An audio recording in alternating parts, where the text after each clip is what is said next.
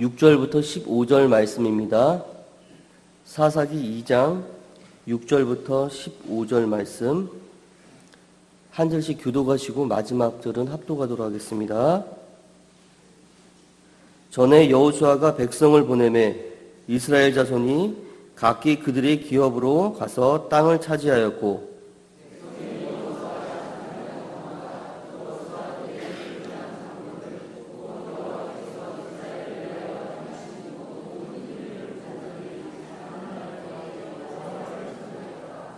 여호와의 종 눈의 아들 여호수아가 110세에 죽음에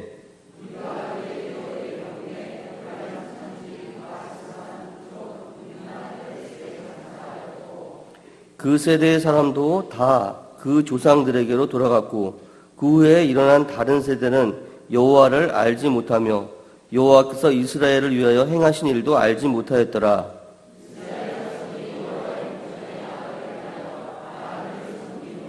애굽 땅에서 그들을 인도하여 내신 그들의 조상들이 하나님 여호와를 버리고 다른 신들 곧 그들이 주위에 있는 백성의 신들을 따라 그들에게 절하여 여호와를 진노하시게 하였으되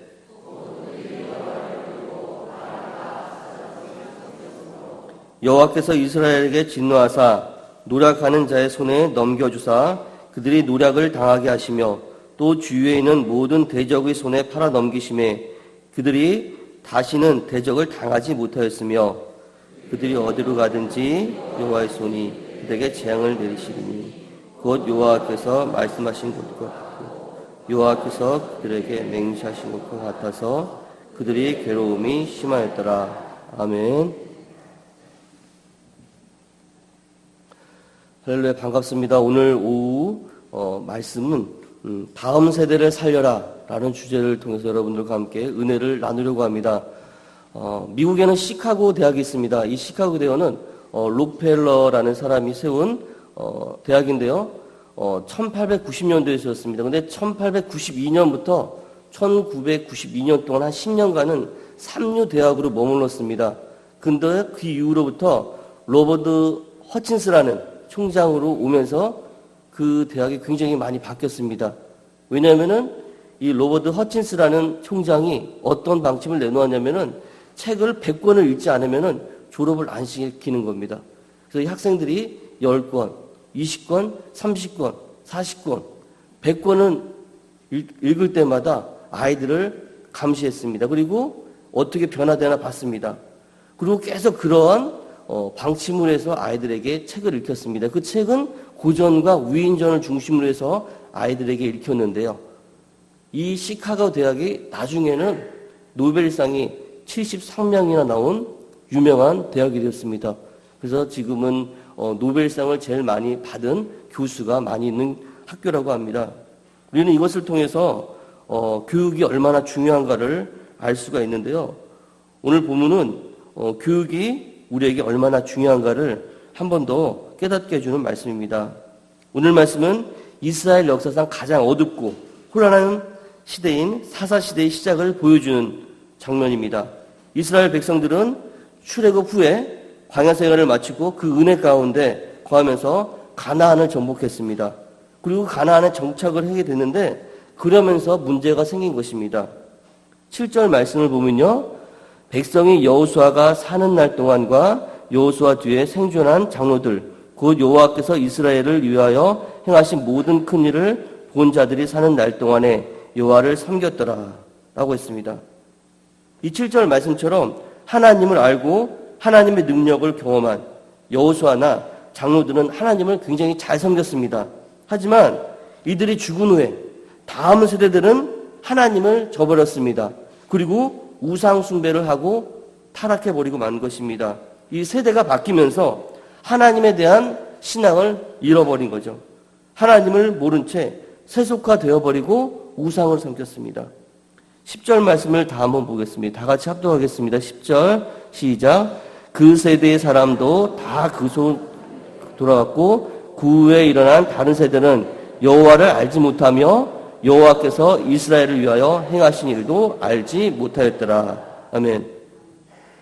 여호수아와 그의 장로 이후에 세대들은 하나님은 누군지도 알지 못하고 또한 그 하나님이 이스라엘에게 어떻게 역사하셨는지 또는 어떻게 은혜를 베푸셨는지 모르니까 하나님을 저버리고 우상을 숭배하게 되고요. 또한 죄악 가운데 빠지게 된 것입니다. 하나님을 모르니까 어떤 삶이 펼쳐집니까? 11절에 보면 여호와의 목전에서 악을 행했습니다. 하나님을 모르기에 죄를 지으면서 죄인인지도 모릅니다.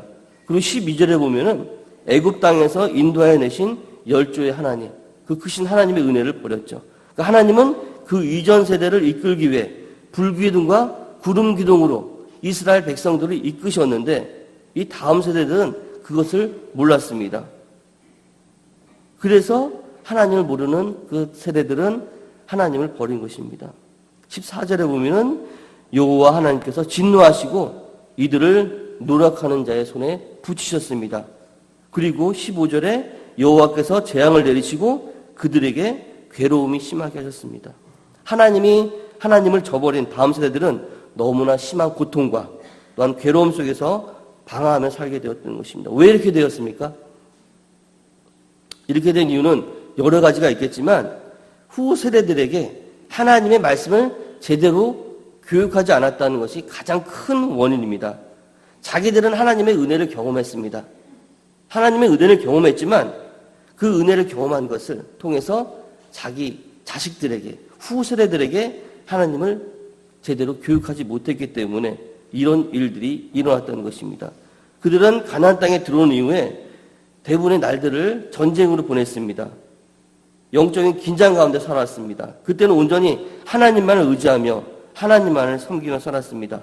뿐만 아니라 가나안 원주민들을 다 몰아내게 되는데요. 다 몰아내지는 않고 그들이 정말로 종으로 자기네들을 섬기도록 그렇게 부려먹었습니다. 종들로 인하여서 생활이 편해지자 집을 짓고 농사를 짓고 땅을 가꾸는 일에 바빴지 자식들, 다음 후세대를 교육하기에는 신경을 쓰지 않았다는 것입니다. 그래서 가나안 1세대들이 죽고 난 다음에 그 후세대들은 하나님이 누구인지 모르기 때문에 자기들의 생각대로 세상 풍속대로 살아가면서 정말 불신앙 가운데 빠지게 되었던 것입니다. 이 다음 세대들은 영적 무지 속에서 하나님 없이 살게 된 것입니다. 우리는 분명히 알아야 됩니다. 하나님은 지혜의 근본이십니다. 또한 우리는 다음 세대들에게 하나님을 올바르게 가르쳐야 한다는 것입니다. 다음 세대는 무엇라고 말합니까? 다음 세대는 우리의 미래입니다. 우리 창대교의 미래는 우리 주일학교에 있는 것입니다. 자녀들은 우리 가정의 미래이고요. 이 민족의 미래인 것입니다. 자녀가 어떻게 되느냐에 따라서 우리의 미래가 달라진다는 것입니다. 다음 세대의 교육이 미래를 좌우한다는 사실을 우리는 분명히 알아야 될 것입니다. 우리 본문의 말씀을 통해서 교육이 얼마나 중요한지를, 하나님의 말씀을 배우는 것이 우리에게 얼마나 중요한 것을 우리가 분명히 알고 명심해야 할 것입니다. 다음 세대를 살리기 위해서는 첫 번째로 하나님의 말씀을 분명히 가르쳐야 됩니다. 잠언 22장 6절 말씀에 보면요. 마땅히 행할 길을 아이에게 가르치라. 그리하면 늙어도 그것을 떠나지 아니하리라. 라고 말씀하고 있습니다. 어린아이들은 가르치는 대로 자라납니다. 그렇기 때문에 하나님의 말씀을 우리는 올바로 가르쳐야 됩니다. 첫 번째로 하나님을 사랑하고 섬기는 법을 분명히 가르쳐야 되고요. 두 번째로 자녀들에게 삶을 성실하게 배우는 법, 사는 법을 가르쳐야 되고 정직하게 사는 법을 가르쳐야 됩니다. 그리고 의미 있게 하나님의 뜻 가운데 행복하게 사는 법을 가르쳐야 되겠죠. 어떤 할머니가 있습니다. 어린이 대공원에 가는데 손주랑 둘이 같이 갔습니다. 손주랑 둘이 같이 가면서 그 할머니가 아이가 이렇게 얘기했습니다. 야, 지은아, 너 있잖아. 5살이잖아. 5살이라고 하지 말고, 아니, 8살이라고 하지 말고 5살이라고 해? 그렇게 얘기했습니다. 그러니까 그 아이가 이랬어요. 내가 왜 8살인데 5살이라고 할까? 그래서 들어갔어요. 표를 받을 때 5살이면 무료로 해서 들어가지 않습니까? 이 할머니는 돈 몇 푼을 아끼려다가 정말 손자에게 그릇된 생각을 심어준 것이죠. 그러니까 바른 것을 심어야 줄 그런 할머니의 행동이 정말 그런 것을 심어준 그런 모습으로 된 것입니다. 우리 아이들에게는 무엇이 심겨지느냐 그것이 굉장히 오랫동안 남습니다. 그렇기 때문에 순간순간 아이들에게 말하는 것, 가르치는 것 그것이 어린들의 그 이익대로 어린들의 생각대로 하는 것이 아니라 이것이 분명히 올바르고 바른 길인지를 분명히 알고 가르쳐야 할 것입니다. 특별히 우리는 자녀들에게 하나님의 말씀을 올바로 가르쳐야 되는데요. 신명기 6장 6절부터 7절 말씀에 보면요. 오늘날 내가 내게 명하는 이 말씀을 너는 마음에 새기고 내 자녀에게 부지런히 가르치며 집에 앉았을 때에든지 길에 행할 때에든지 누웠을 때에든지 일어날 때에든지 이 말씀을 강론할 것이며 여호와께서 내게 이르시기를 나를 위하여 백성을 모으라 내가 그들에게 내 말을 들려서 그들로 세상에 사는 날 동안에 나 경외함을 배우게 하며 그 자녀에게 가르치게 하려 하노라 라고 말씀하셨습니다. 하나님의 말씀을 가르쳐서 하나님을 알게 하고요. 또한 세상에 사는 법을 가르쳐야 된다는 것입니다. 히브리서 4장 12절 말씀을 보면요. 하나님의 말씀은 살았고 운동력이 있어 좌우에 날선 어떤 검보다도 예리하여 혼과 영과 골수와 관절과 또한 그 모든 것을 쪼개기까지 하고 또 마음의 생각과 뜻을 감찰한다고 했습니다. 하나님의 말씀은 살아있는 말씀입니다. 세상에 살아있는 말은 한마디도 없습니다. 어떤 글도 살아있는 글이 없죠. 그러나 하나님의 말씀은 살아있다는 것입니다. 좀 전에 예화로 드린 그 식학에 되어 있는 대학에 들어간 학생들 100권의 책을 읽어서 훌륭한 사람이 되었습니다. 그리고 노벨상을 받았습니다. 하지만 그 책을 읽는다고 해서 하나님의 생명을 얻을 수는 없는 것입니다. 하나님께서 주시는 참된 지혜는 얻을 수가 없다는 것입니다. 이 세상에서 많은 책을 아무리 수만 권, 수천 권을, 수억 권을 다 섭렵해서 읽는다 할지라도 영원한 생명의 말씀, 그 생명의 말씀과는 비교가 안 된다는 것입니다. 우리는 생명의 근원인 하나님의 말씀을 온전히 읽고 그 아이들에게 또한 가르쳐야 된다는 것입니다. 우리들은 아이들에게 얘기를 하죠. 학교 갔다 오면 너 공부했니? 그리고 너 책 읽었니? 너 학원 갔다 왔어? 너 공부했어? 너 숙제 다 했어? 라고 이야기는 하지만 여기 계신 부모님들께 물어보겠습니다. 너 성경 읽었어? 너 기도했어? 라고 그렇게 하시는 분은 몇 분이나 계신가요? 우리는 그렇게 가르쳐야 됩니다. 믿는 자가 먼저 본인이 되어야 된다는 거죠. 예. 숙제를 하기보다 학원을 가는 것 중요합니다. 학생의 본부로서. 근데 중요한 거는 하나님의 말씀을 먼저 읽는 것. 하나님의 말씀을 통해서 묵상하고 또한 기도하는 것. 하나님과의 만남, 교제를 통해서 하나님과 온전한 관계를 통해서 아이들이 그러한 삶을 살아갈 수 있도록 훈련시키는 것이 부모의 큰 임무라는 것입니다. 여호수아와 그 1세대들은, 가나안 1세대들은 정말 하나님의 은혜를 받았고 큰 은혜를 받았지만 그 다음 세대들에게 하나님의 말씀을 온전히 가르치지 않아서 훈련되지 않아서 그 다음 세대들은 어떻게 했습니까? 패역한 세대를 살고 말았다는 것입니다. 우리는 지금 다음 세대, 우리 자녀들에게 하나님의 말씀을 올바로 가르치고 훈계해야 됩니다. 하나님의 말씀은 살아있는 말씀입니다. 우주를 창조하신 것은 하나님의 말씀이고요. 이 말씀이 내 안에 거한다. 그 말씀이 얼마나 놀라운 것입니까? 이 말씀 속에 모든 것이 답이 있다는 것을 우리 자녀들에게 알려줘야 된다는 것입니다. 디모데후서 3장 15절부터 16절 말씀을 보면요. 다 같이 함께 읽어보겠습니다. 시작. 또 내가 어려서부터 성경을 알았나니 성경은 능히 너로 하여금 그리스도 예수 안에 있는 믿음으로 말미암아 구원에 이르게 지혜가 있게 하느니라.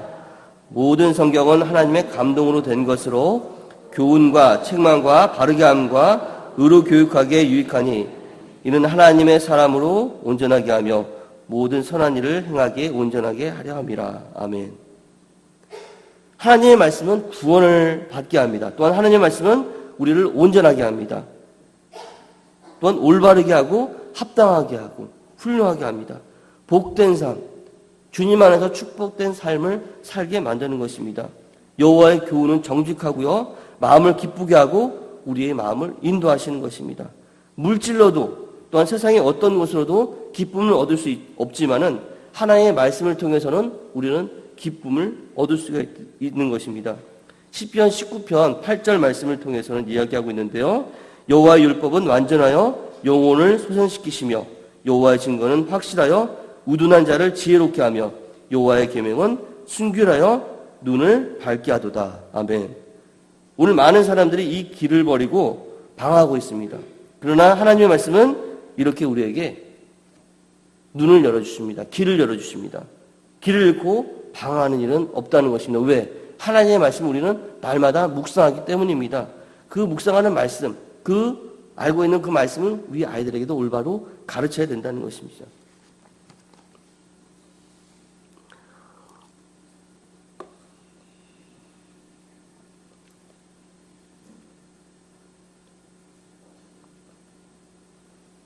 우리가 좁은 길을 가게 되고요. 좁은 길을 찾아가는 데 있어서 많이 힘든 가운데 있습니다. 하지만 우리 아이들에게는 더 중요한 것은 무엇이냐면은 어떠한 상황 가운데서도 하나님의 말씀을 붙잡고 살아나게 하는 것. 그것이 가장 중요한 것입니다. 이 시간 잠깐 동영상을 보고 말씀을 이어나가겠습니다.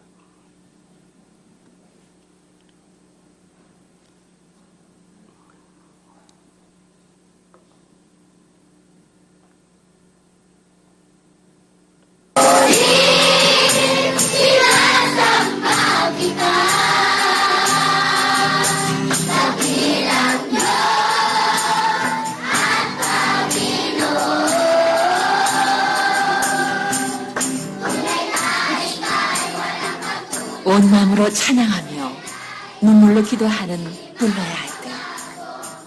그들에게 주님은 유일한 희망이요 안식처다.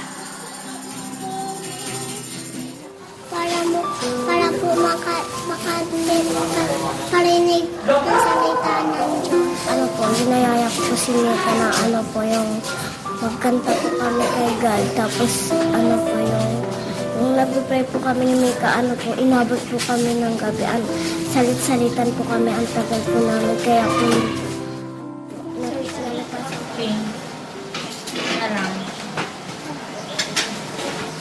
예배가 끝나자 식사가 준비되었다. 비록 죽 한 그릇이지만 이것이 오늘 하루 먹을 수 있는 음식의 전부인 아이들. 그 배고픔을 누가 알아줄까? 하루만 굶는 게 아니라 어떤 애들은 이틀, 3일씩 굶는 애도 있고요. 한 끼지만 정말 죽 한 끼가 얘들한테는 너무 귀한 거고. 죽 한 그릇으로 허기를 달랜 아이들이 나눠준 빵엔 손도 대지 않는다. 마치 누군가에게 가져다 주기 위해 남긴 것 같다. 네, baby. Baby, your sister baby.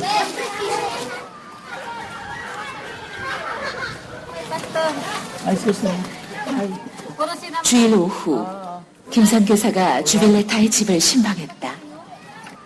앉아서 잠을 지냈대요. 어려운 형편에서도 교회를 빠지지 않던 아이가 오늘따라 보이지 않아서다. 엄마가 이제 빨래 해라 그랬나 봐요. 오늘 가지 말고 그랬더니 이제 앉아서 둘이서 가정 예배를 드렸다 그러면서 그래서 교회 예배 못 나왔지만 그래도 감사하다 그러면서 막 울더라고요. Diyos, anong buhay natin, bibigay ni God na blessing sa atin, tinatanggap natin. Yung bigas, bibigay sa atin ng Diyos. Yung bahay natin gagawin kasi may tulo. Gagawin pa rin ni Diyos na God na yun na nagagawin ni God na aayusin bahay.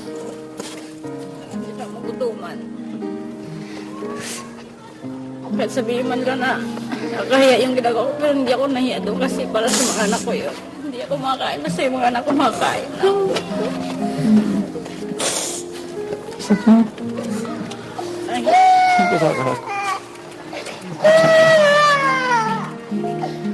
예수님이 마음 아파 계신 곳에 있으면 선교사도 그 자리에 있어야 되고 부족하지만 이 아들에게 힘을 줘야 되는 거니까. 그래서 이 애들도 하나님 참 사랑하는 아이들인데, 그죠? 이 애들도 구원 받아야 되고 이 애들도 축복 받아야 되고 이 애들도 잘 먹고 잘 살 수 있는 그런 하나님의 은혜와 권리가 있는 아이들인데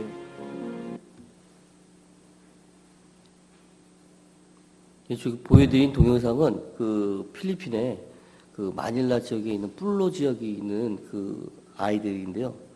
필리핀은 327년 동안 그 스페인과 미국, 일본 식민지 삶을 살았습니다. 지금 여기 보여드린 지역은 마닐라에서 얼마 떨어지지 않지만 마약촌과 빈민촌이 같이 있는데 엄마가 그 마약을 하기 위해서 딸을 팔아버리는 그런 곳이에요. 그리고 뭐 6학년 그리고 그다음 6학년 해서 중학교 1학년 올라가면은 아이가 교회에서 안 나와요. 왜 안 나오냐? 보면은 아이를 낳아가지고 나중에 몇 달 후에 또 오고 그래요. 보면은 그런 아주 열악한 상황이지만 제가 예전에 10년 전에 이곳을 갔을 때 보면은 아이들이 굉장히 예배 드리는 곳이 어떻게 저렇게 예배 드릴 수 있을까 그랬는데 나중에 보니까 아이들이 말씀을 배우면서 변화되기 시작한 거예요. 그래서 예배에 1시간 전에 오고요. 그 다음에 예배를 몇 시간 드리는 줄 아십니까? 3시간을 드립니다. 그리고 이 선교사님이 말씀을 교육을 시키면서 리더들을 세웠어요. 그래가지고 계속 말씀으로 훈련시키면서 이 아이들 필리핀 교회에서는 굉장히 그 책이 비싸요. 그래가지고 제대로 책을 보지 못하니까 이곳에 와서 성경을 매일매일 읽는 거예요. 말씀 훈련받고. 우리들이 선교를 하면서도 많은 것들을 구제를 하지만 성경 말씀 이 아이들이 훈련받으면서 애들이 말씀을 통해서 변화가 된 거예요. 그래서 지금 동영상에도 보신 것과 같이 말씀을 통해서 하나님을 만나고 말씀을 통해서 하나님을 배웠어요. 이곳에서는 가정에서는 소망이 없었지만 자기의 소망은 하나님이라는 거예요. 온전히 하나님인 것을 알고 그들이 정말로 예배드림이 정말 기쁘고 하나님 말씀이 너무 기쁘고 온전히 하나님만을 소망하며 나아가는 거죠. 지금 그 동네에는 지금 이 상황에서는 너무나도 소망이 없지만 지금 하나님 아버지를 믿는 그 아이들로 인해서 변화가 일어날 것이라고 믿습니다. 그래서 우리 한국교회는 어떻습니까? 1885년에 언더운드 선교사가 우리 한국에 와가지고 복음을 전해줬습니다. 그리고 그 복음을 통해서 우리는 세계에서 이 두 번째로 제일 많은 선교사를 배출합니다. 그런데 지금 교회는 늘어가고 있지만 교인의 수는 줄어들고요. 지금 한국 교회 중에서요 50%는 주일학교가 없다고 합니다. 그리고 초등학교에서 중등부로 올라가고 중등부에서 청년부, 청년부에서 장년부로 올라가는 그 비율이 굉장히 떨어진다고 합니다. 특별히 청년부에서 장년부로 올라가는 비율은 30%밖에 안 된다고 합니다. 왜 그렇습니까? 세상에 쾌락과 유혹이 그들을 유혹하기 때문입니다. 그러한 가운데 그들이 흔들리지 않는 것은 무엇입니까? 하나님의 말씀입니다.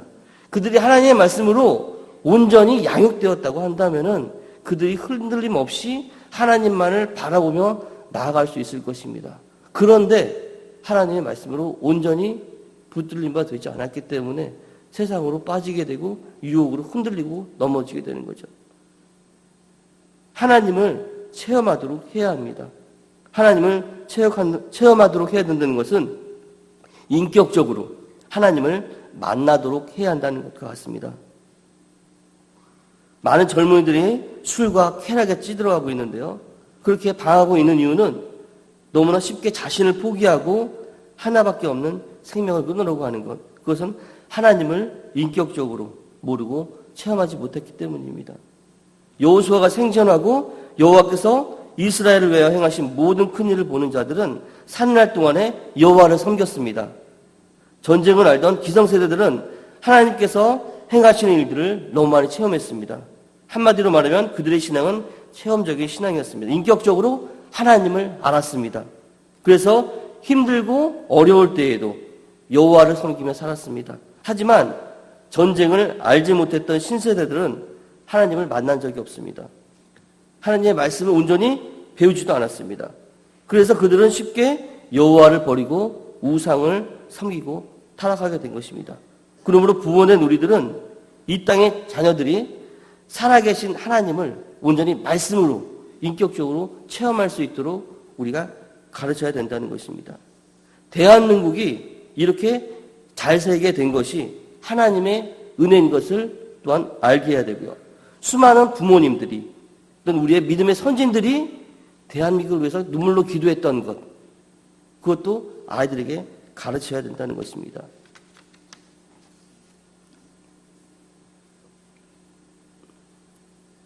켄필드라는 사람이 책을 쓴 것이 있는데요. 그 책 이름은 아버지 당신은 카피가 되어가고 있습니다 라는 제목인데요. 어느 조그만 자연 학습 농장에서 유치원 선생님이 꼬마들을 데리고서는 이렇게 물어봤습니다.